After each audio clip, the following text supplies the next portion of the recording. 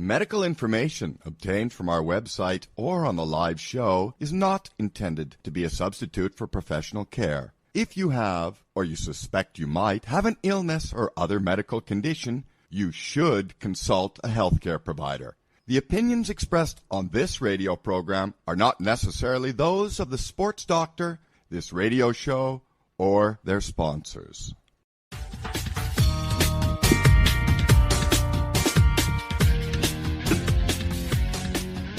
Hey, everybody. Happy New Year. Live from Chicago. It's the Sports Doctor. I'm Dr. Bob Weil, sports podiatrist, all things sports medicine, fitness, and wellness.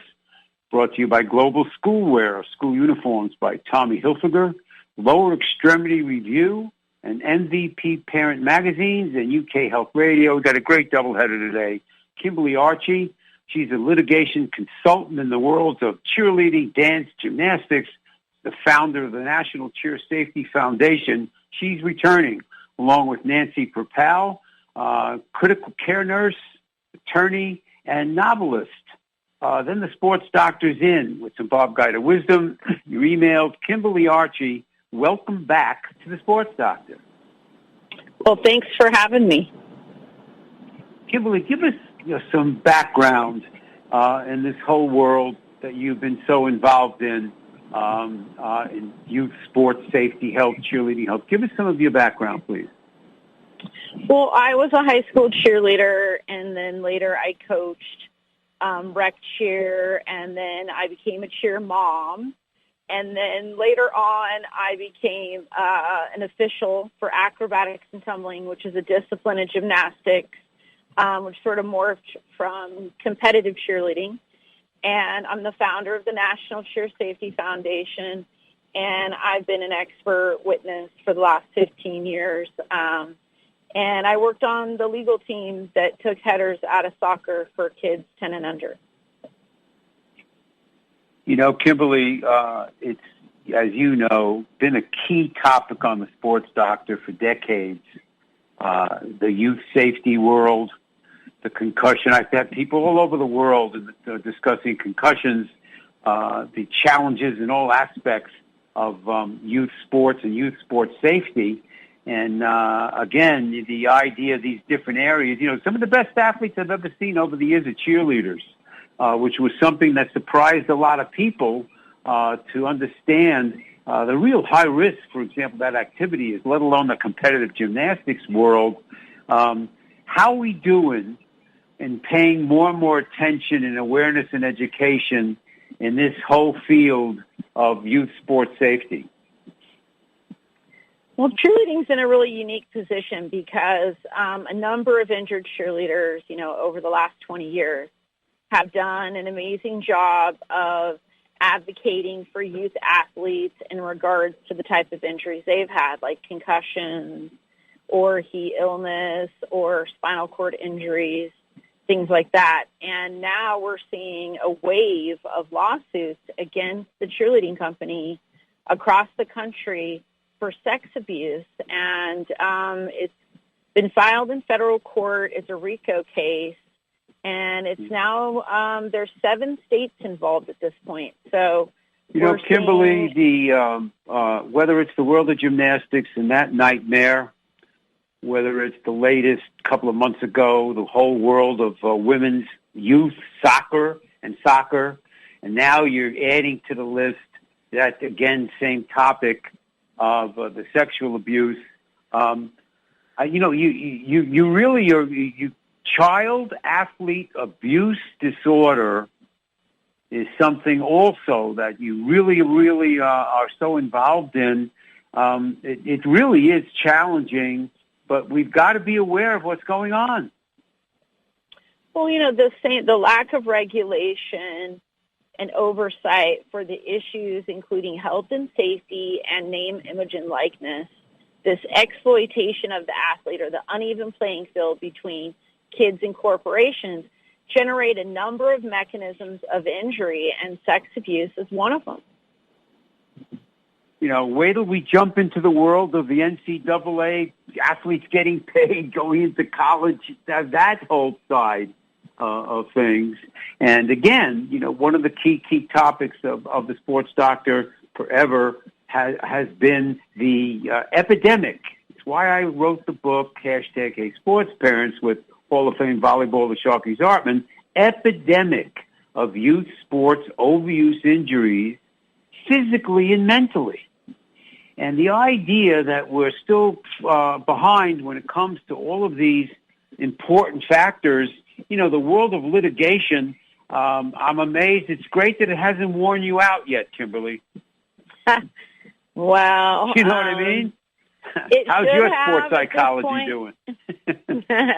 It should have, but the people that have been harmed by this imbalance of power, it's, you know, their stories and what happened to them, they keep me going. I think the awareness and education, the two words I strive all the time regarding all of these areas, are such a major, major key. I think we made great improvement in the ability to communicate between parents, between coaches, between doctors, between organizations. At the same time, there's been the difficulty sometimes in really, really facing one of the biggest problems of them all. Everybody listening to the Sports Doctor. I'm Dr. Bob Weil, sports podiatrist. If you go to sportsdoctorradio.com, if you go to radio shows, you go back years, you'll probably catch 3 or 4 of Kimberly shows somewhere along the line. If you go over to newspaper articles and magazines, great stuff, so many different topics, everything from specialization to what's the best shoe, to the world of concussions. Great excitement with MVP and ER magazines. Still the hottest article on there, though, is Women in High Heels Accepting the Challenge. We have thousands of followers, Twitter, somehow still, and Facebook and Instagram. If you go to Sports Doc, DOC Radio, you can catch up to a lot of great information that we publish all the time. The sports organizations, the coaching organizations, the legal organizations, the insurance world, it's a blending of everything, medical world, when it comes, again, to the youth sports safety. And how's the cooperation been, Kimberly? Well, I would say that for the most part, you know, the industry has their own agendas and they're focused on their profit margins and, you know, making money. So I don't know how much cooperation there's really been other than the cooperation among defendants to try to fight off liability. I mean, we're still in that phase of athletes' rights developing and them having collective power.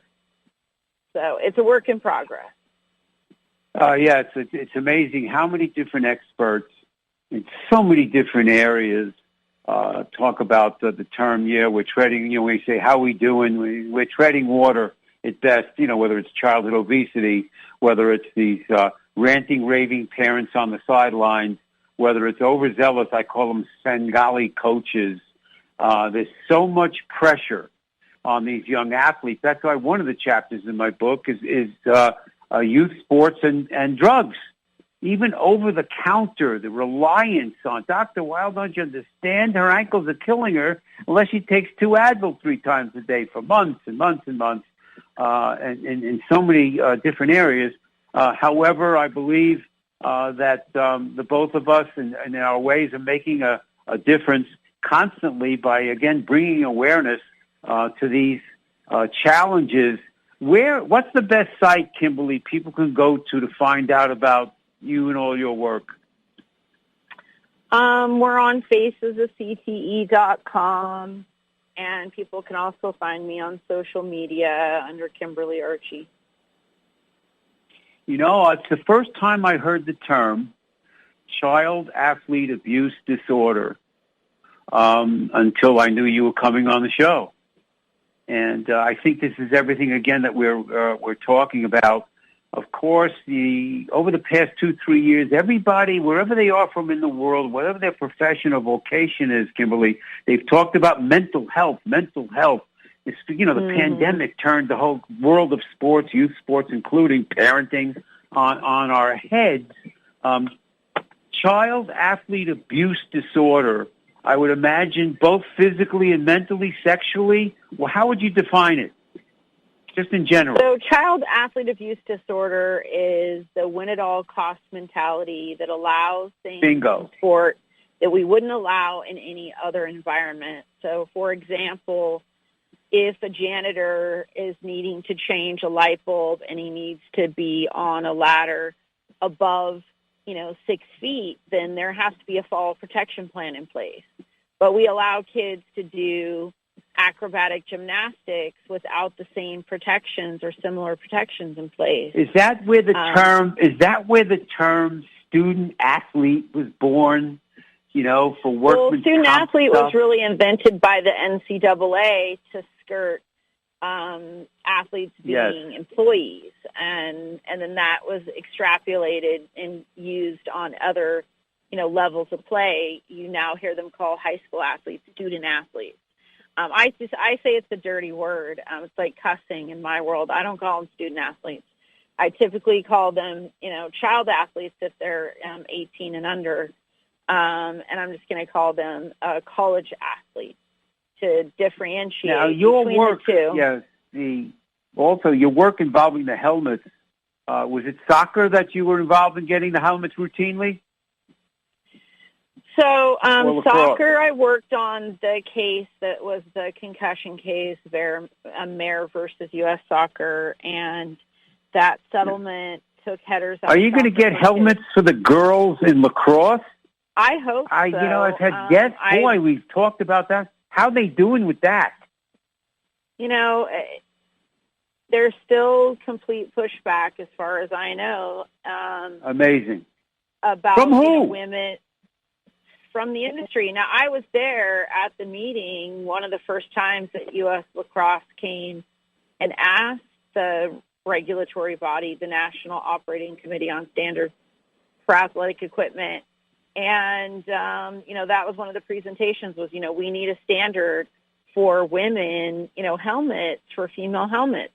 The first time I realized they didn't have standards for kids based on kids' anatomy, they had extrapolated that from adults, and that they didn't have equipment based on female athletes either. It was shocking. And to this day, we really haven't gotten very far. They have tested. Now, something that one of our colleagues, Kimberly, who's pink concussions, that Snedeker, Catherine Snedeker, Catherine. And the idea of there's a whole separate world of female concussions, and the whole world of concussions. Now, awareness, treatment, all of these things at all levels has exploded, but in so many ways, this is still a huge challenge in all sports, but youth sports especially, isn't it? Definitely, and I think that's where we're going to see things focused going forward. Starting on January 30th, I will have a YouTube channel, and I will have a coaches academy. I'm going to teach a weekly class that'll be free to coaches to combat child athlete abuse disorder, and it'll be just available to the public because we don't want to put a secret sauce or a trademark on a legal standard of care. Yes.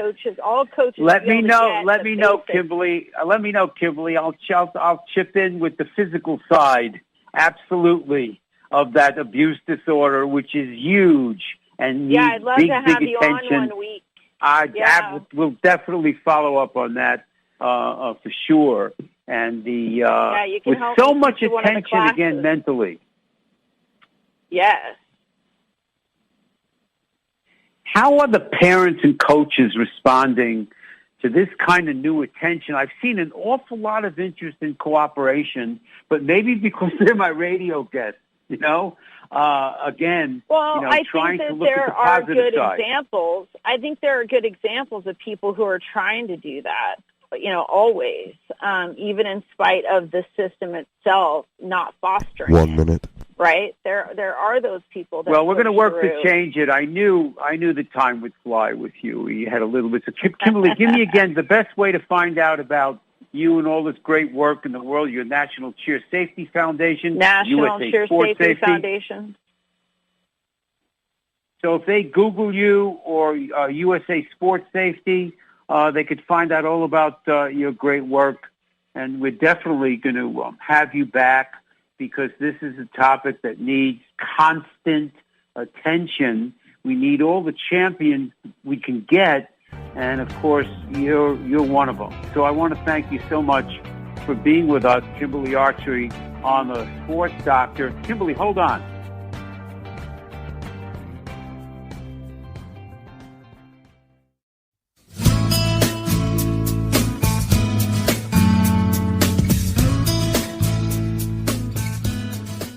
Hey, everybody, it's Dr. Bob Weil, the Sports Doctor. I'm excited to announce the release of my new book, co-written with Sharky Zartman, hashtag Hey Sports Parents, an essential guide for any parent with a child in sports.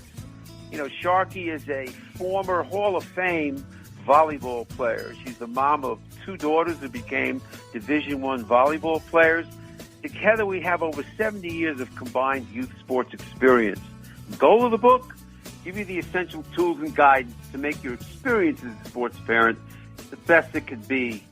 Hashtag Hey Sports Parents is divided into 4 sections. The first section, Sports Parenting 101. Sharky talks everything about parenting, about coaching, that whole interaction between parents and coaches, coaching your own kid. What are the things to really pay attention to? The second section is the Sports Doctor's In, yours truly. My discussion of injury prevention and treatment, choosing the best shoes, youth sports and drugs, essential exercises, the dilemma of youth football, orthotics. Third section, experts speak out. We bring together 8 different experts in nutrition and sports performance and mental training in all aspects of coaching in that section. The last section is the parent's perspective, some insights from about a half a dozen parents of athletes. So everyone, hey, get out your megaphone, spread the word. Now available on Amazon. Order now. You'll be more confident. So will your young athlete. Hashtag Hey Sports Parents.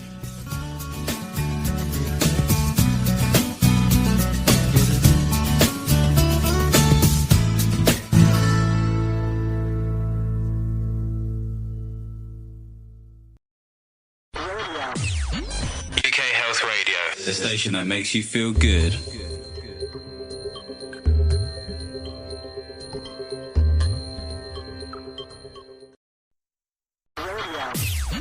UK Health Radio. The station that makes you feel good.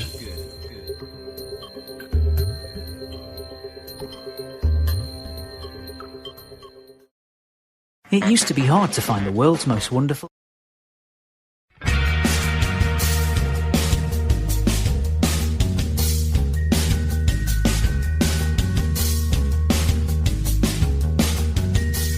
Hey, everybody, we're back. It's the Sports Doctor. Happy New Year. I'm Dr. Bob Weil, sports podiatrist, all things sports medicine, fitness, and wellness. Live radio is always an adventure, even in 2023. So we're waiting for Nancy, and if she pops in, we'll pop right in with her. While we're waiting, I thought I'd comment on this nightmare that we saw in Monday Night Football, with DeMar, the young 24-year-old football player, taking that fairly common hit and a cardiac arrest, and this major story involving, at the very least, that there is no safe tackle football. We've talked about it forever. It just isn't, whether it's concussions, serious physical injuries. But this was a absolute unique situation where enough force was applied at the right millisecond of time to disrupt the whole heart rhythm action and threw him into cardiac arrest. The emergency people were on top of it right away. The National Football League, they got every expert in the world trauma centers in the area, and they were able to immediately apply CPR, then did the electric shock therapy. They brought him back from cardiac arrest. The ambulance came. They took him to the hospital. He then also had another cardiac arrest. Right now he's in critical care, hopefully slightly improving. The shock to the millions of fans and watching and the players was just really amazing to everybody who was seeing it. And with so many different discussions in so many different areas, the idea that a tackle in some way, the way it happened, was so shocking. And for the first time, I think, maybe, in the National Football League, the game was not resumed. Nobody was going to play. But for a while, there was indecision about that. It had always been, even with serious injuries, athletes taken off in a cart for some type of, spinal or concussion concern, and the game being resumed in 10 or 15 minutes. So it's just a remarkable series of events, and the re-emerging of this, again, discussion, whether it is what these professional athletes in football risk all the time, what they know their risk is, the fact that the discussion with parents and coaches with youth tackle football, what was Pop Warner football, which I don't even think should exist. The idea, when is it safe to play tackle football? And the idea is there is no safe tackle football. So what do we do about it? I had a chapter in my book, #HeySportsParents, where taking part of the second part of the book, the sports doctors in. I'm talking about what's the best shoes. I'm talking about orthotics. We're talking about the importance of strengthening low extremity, but we're also talking about the question, what are we going to do about youth football? And where do we come down on that? When is it safe? And the explosion over the past couple of decades of the discovery of the CTE in these professional players after their careers, and the nightmare with so many of these players, and the examination of the brains and the whole area, again, of brain trauma and concussion.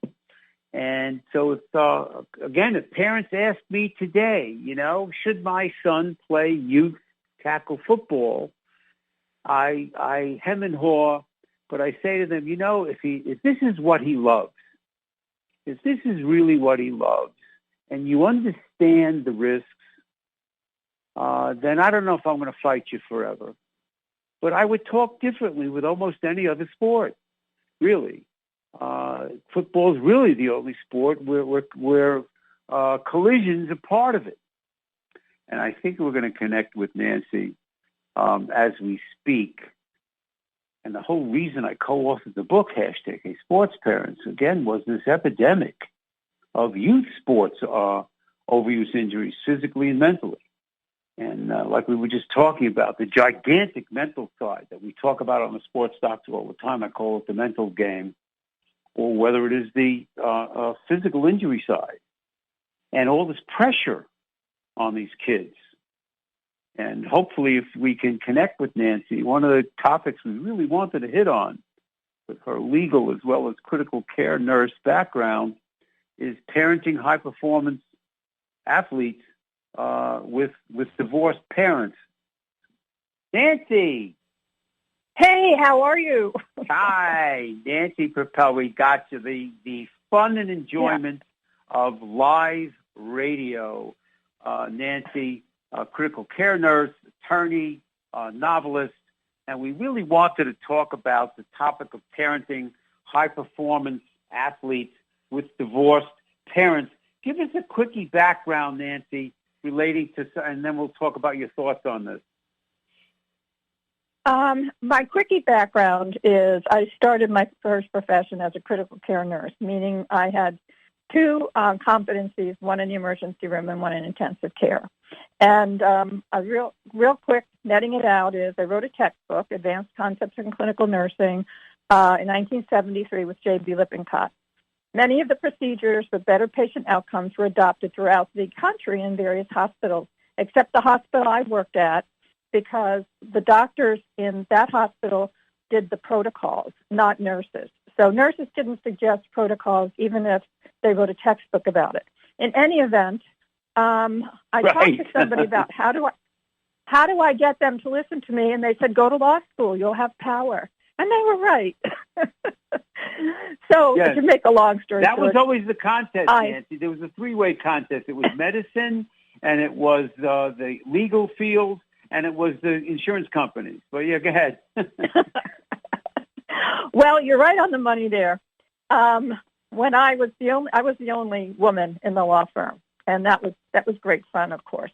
The first day I was hired to do defense malpractice cases, 75 divorce files were piled on my desk because I was, quote, a woman, once again, a woman, and divorce is woman's work. So I became a very successful divorce attorney, and the firm that I worked for lost the contract with, and you teed this up for me, the insurance company. So I left that firm and brought with me all of my cases. My clients wanted to go with me. Well, Nancy, with all the challenges in youth sports, the high pressure, whether it's traveling teams, whether it's athletes and families looking for scholarships, whether it's serious kids in so many different areas, and the fact of the family unit and the idea that, again, when the parents are divorced or separated, and the kinds of challenges that some of these athletes will be dealing with falls right into the lap, again, of the legal world in so many ways, probably unfortunately. I thought that was a big topic. No, it's a very timely topic. January happens to be the Black Friday for divorce lawyers. Everybody waits until after the holidays to file for divorce. And every January, any divorce lawyer will tell you that's when most of the cases for the whole year come in, January and February. But, it's interesting. Is that like I had probably to litigate. New Year's resolutions, you know what I mean? Exactly. Right. Well, you keep that one up, too. No, actually, But that throws a real monkey wrench into the life of that young boy or girl who might be, high school, college athlete, really puts tremendous pressure on these kids also, doesn't it? Absolutely. Absolutely. And in fact, there was a study by the American Academy of Child and Adolescent Psychiatry recently. I'm sure your listeners are well aware that depression is an enormous problem, especially since the pandemic in youth.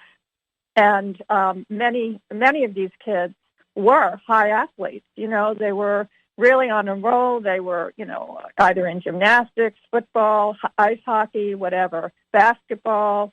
And the pandemic, they didn't have the socialization. They didn't have the output, or the distraction. And it really caused a tremendous problem with children, especially adolescents. And they came out with a paper recently that said, and they're recommending sports for children, especially pandemic babies. They learn to play fair. They learn to play as a member of a team. They get exercise. They develop physical skills. They make friends. They have fun. And it improves self-esteem. And it is a deterrent to depression.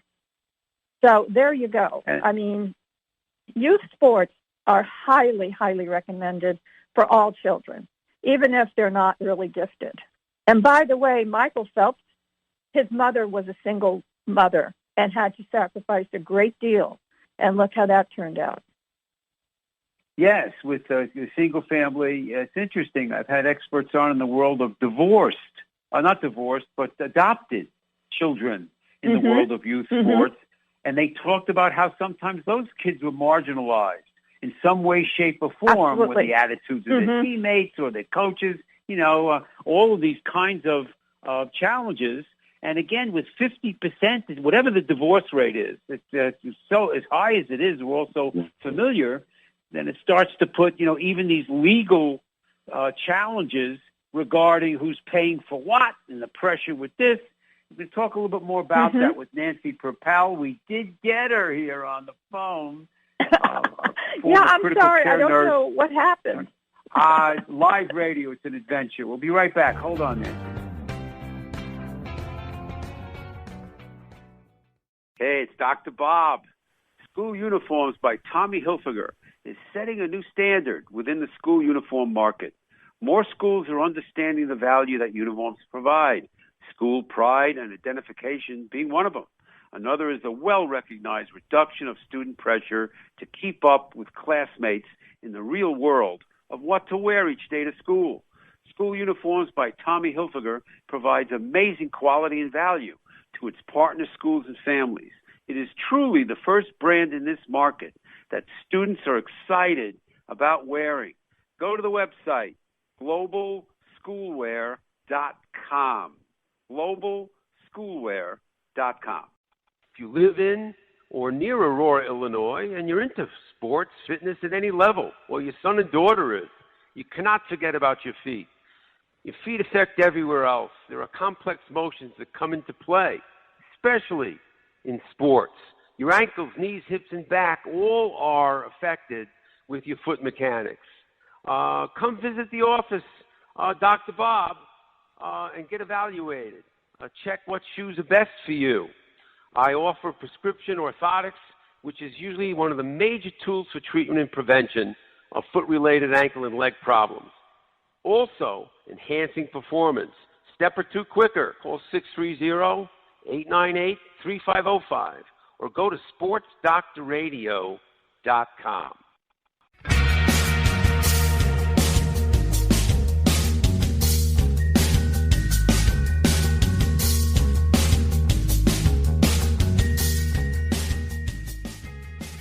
Nancy Perpall, critical care nurse, attorney, depending her first career, second career.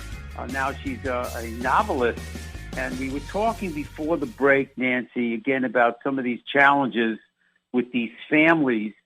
Mental health has become it's a big deal. The pandemic has multiplied these challenges, but also, legally, with separated, divorced parents, with the expenses of some of these sports. We wanted to expand a little bit on some of the thoughts and hints you have with that. Well, you hit the nail on the head. One of the biggest issues, I don't think many parents dispute the fact that sports are really a social enhancer for children. The problem is, even an intact family, the cost sometimes becomes a real powder keg and pits the parents of a nuclear family and intact family against each other. And as you mentioned, you can imagine what this does when the parents are divorced. And, the primary problem with people who get divorced is communication. They don't have a communication style that matches their personalities, and they're not able to come to joint decisions. So you have that layered on a stretched budget because they're trying to survive in separate households.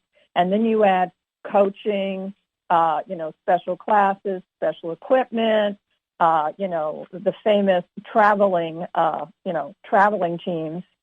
When I was in practice, I'm retired now and writing full time.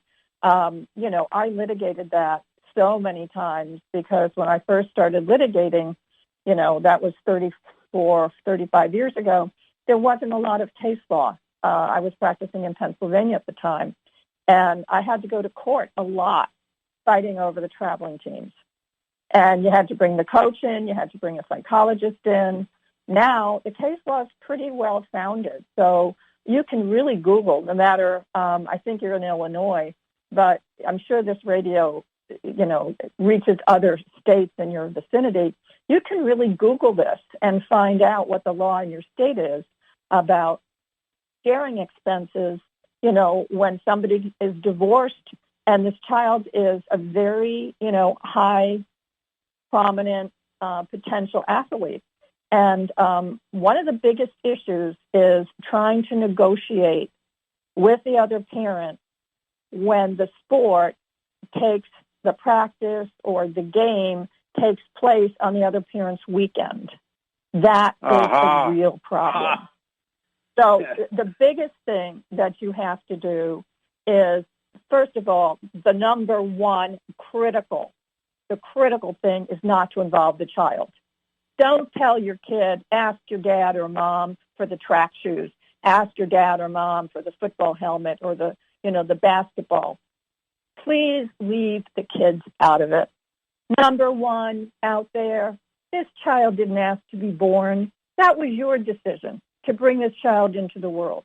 They had no say in what gender, what color, what culture, or who their parents were going to be. So, you know what? Leave the kid out of it. Make the decision with your ex-spouse, or if you're separated, the separated parent. But be sensitive to the parent's need to have a bonding time with the child.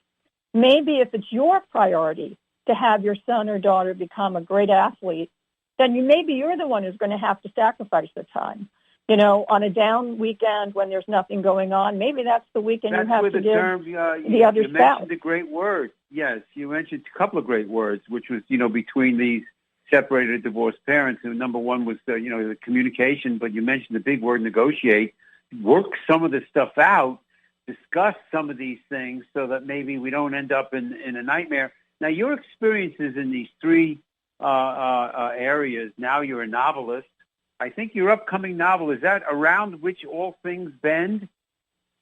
Well, actually, it's now available on Amazon. It's about relationships. And there's a lot of communication. It's a great title. That's a great title. That's exactly what we're talking about, how everything gets bending. And you've used a lot of your experiences in critical care, in the world of medicine, in the legal world, in your novels and stories. Talk a little bit about what you are paying attention to with your novels. Well, I'm paying a lot of attention to relationships. I spent, as I said, I think it was 34 years taking apart marriages. And my mission in my retirement is to try to educate people to try to keep marriages together. I think that there are a lot of marriages that really didn't have to go to divorce. And with a little help, with a little education, and a little patience, and an ability to forgive each other and overlook each other, I think, it was Benjamin Franklin who said, keep your eyes wide open before marriage and half shut after marriage. And that's what you have to do. You have to really know who you're marrying, what you're getting into. And once you've decided to have a child with this person that you're in love with, remember, this child was born out of love. And, you want the best for this child. Do not involve the child in your problems. And for heaven's sakes, in the name of anything you believe, don't bring your problems to the field. Don't act out. Don't act like you hate each other in front of other parents or the kids' teammates. Trust me, that's only going to hurt your child. And if you're spending all this time, effort, and energy to try to enhance your child's skills, the best skills he'll learn is you modeling how you can come to an agreement with your ex-spouse, even if you have to swallow it. It's not your... it's a huge problem, man. It's such a... Nancy, give us the best place to find out about you, your books. Okay. What's the... the best place Google is you. What's my the best? website. Best is my website, Nancy Perpall, PERPALL.com. I have blogs about this. I have blogs about marriage, pre-marriage, first families, what a first child brings into a relationship. And my book, Around Which All Things Bend, is getting rave reviews on Amazon. I highly recommend it. although it's really sort of more like a chick book, a lot of men are reading it, and they really like the sex scenes. So Nancy Perpall, PERPALL.com, right? Tom, that's right. Right. Hold on, Nancy. We'll be right back, everybody. Sports Doctor.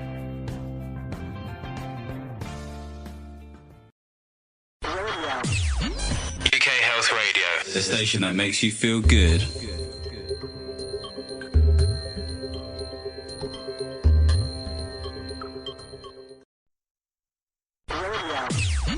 UK Health Radio, the station that makes you feel good.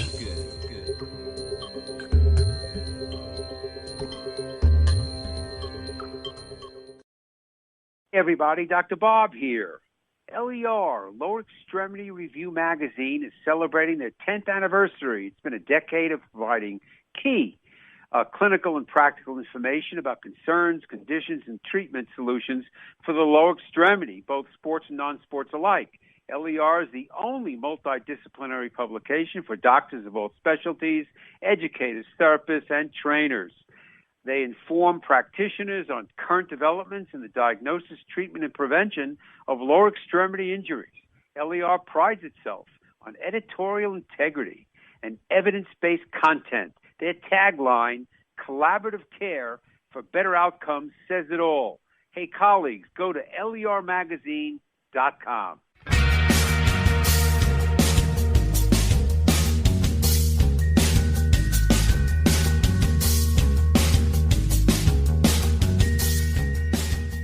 Everybody, we are back. It is the Sports Doctor is in segment. We preview some upcoming guests. We add some Bob Guida wisdom, answer a few emails, brag about my book, #sportsparents.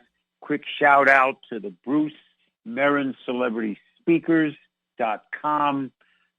Bruce is, he represented Elvis Presley, his first sports people with Jackie Robinson, Muhammad Ali, and eventually he's going to book me.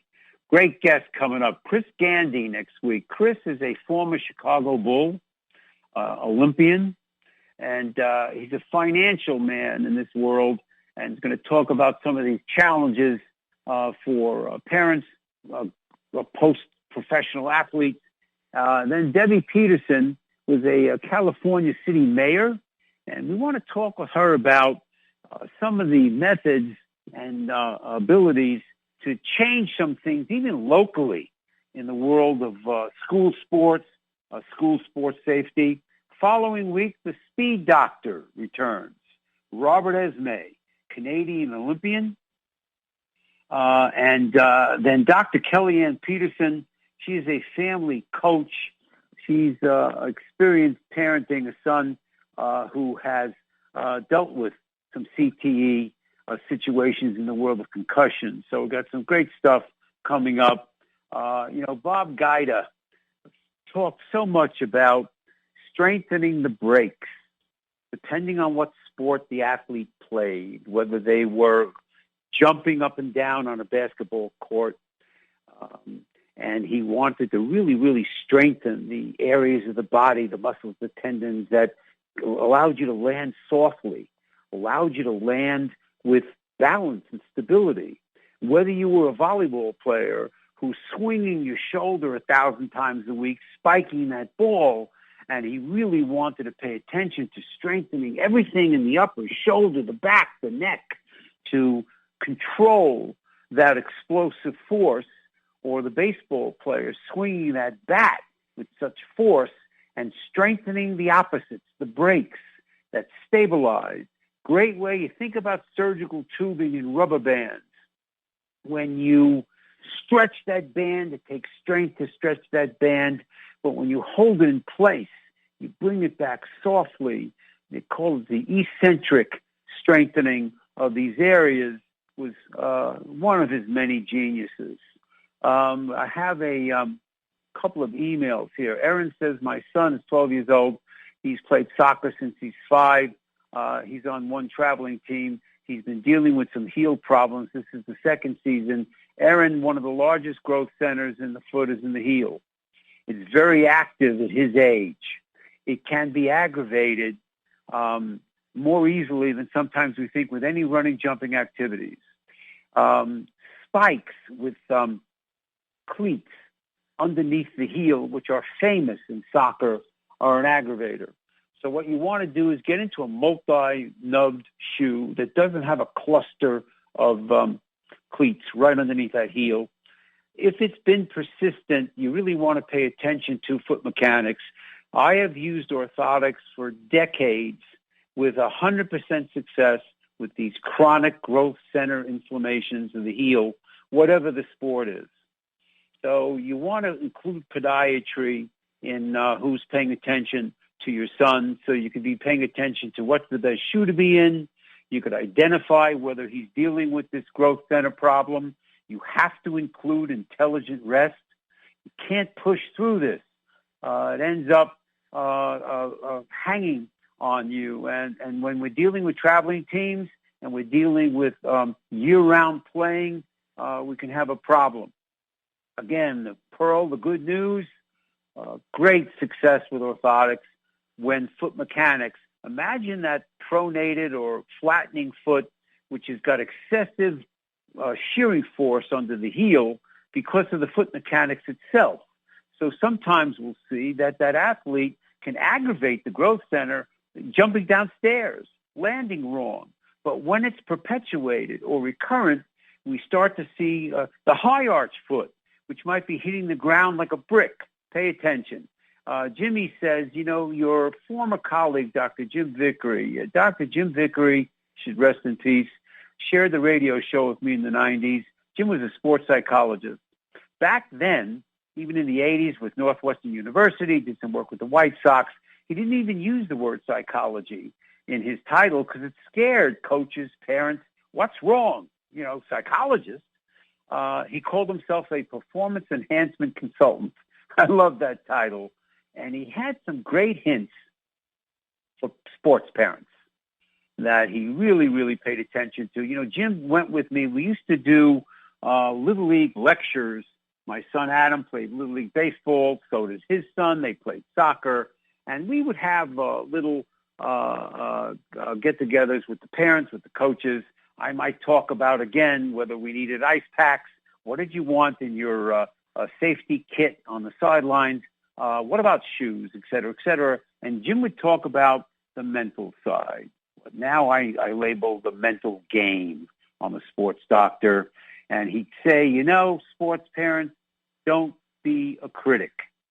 Don't be analyzing your son or daughter's performance on the ride home.